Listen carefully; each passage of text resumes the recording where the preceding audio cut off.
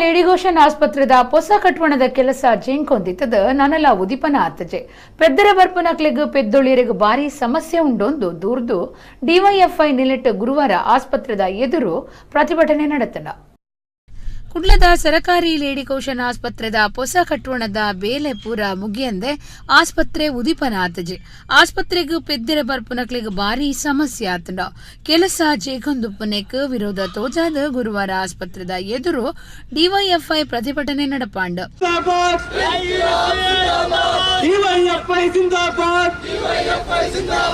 ಜಿಲ್ಲೆಯ ಮಹಿಳಾ ಬಡ ರೋಗಿಗಳು ಉಚಿತ ಚಿಕಿತ್ಸೆ ಪಡೆಯಲಿಕ್ಕಾಗಿ ಡಿವೈಎಫ್ಐ ಜಿಲ್ಲಾ ಗುರುಕಾರ್ಯರು ಬಿಕೆ ಇಮ್ತಿಹಾಸ್ ಪ್ರತಿಭಟನೆ ಪಾತಿರ್ದು ಎಂಆರ್ಪಿಎಲ್ ಸಂಸ್ಥೆದ ಪಣವಕಾಸು ಸಾಯಡು ಆಸ್ಪತ್ರೆ ಕಟ್ಟೊಂದಿತ್ತಂಡಲ ಬಾರಿ ಮೆಲ್ಲ ಸಾಗೊಂದುಂಡು ಸೀಕದಕ್ಲಿನ ಪರ ಕಟ್ವಣಡ್ದು ಹೊಸ ಕಟ್ವಣಗು ಜಾಗೆ ಬದಲ್ಪೆರೆ ಪೆದ್ದೊಳಿಯರೆಗ ಆಸ್ಪತ್ರೆಡು ಸರಿಯಾಯಿನ ವ್ಯವಸ್ಥೆಗೂ ಒತ್ತಾಯ ಮಲ್ಪು ಅನ್ಪಂಡಿರ. 2011ರಲ್ಲಿ ಕಟ್ಟಡ ಕಟ್ಟಲಿಕ್ಕೆ ಆರಂಭ ಆಗಿ ಇವತ್ತು 2018ರಲ್ಲಿ ಇದ್ದೇವೆ. 8 ವರ್ಷ ಆದ್ರೂ ಕೂಡ ಇವತ್ತು ಕಟ್ಟಡ ತಯಾರಾಗಿ ಎದ್ದು ನಿಂತಿದೆ.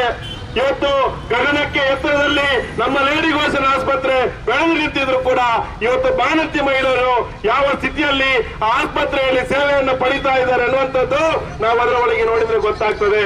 ಮೊನ್ನೆ ಅದೇ ವೀರಪ್ಪ ಮಹಿಳೆಯವರು ಈಗ ಸಂಸದೀಯ ಹಣಕಾಸು ಸಮಿತಿಯ ಅಧ್ಯಕ್ಷರಾಗಿ ಇಲ್ಲಿಗೆ ಭೇಟಿಗೆ ಬಂದಾಗ ತರಾತುರಿಯಲ್ಲಿ ಇಲ್ಲಿರ್ತಕ್ಕಂಥ ಬಾಣಂತಿ ಮಹಿಳೆಯರು ಆ ಹೆರಿಗೆ ನೋವಿನಿಂದ ಬಳಲ್ತಾ ಇದ್ದಂತ ಬಾಣಂತಿ ಮಹಿಳೆಯರನ್ನ ತರಾತುರಿಯಲ್ಲಿ ಸ್ಥಳಾಂತರ ಮಾಡುವಂತ ನಾಟಕವನ್ನ ಮಾಡಿದ್ರು.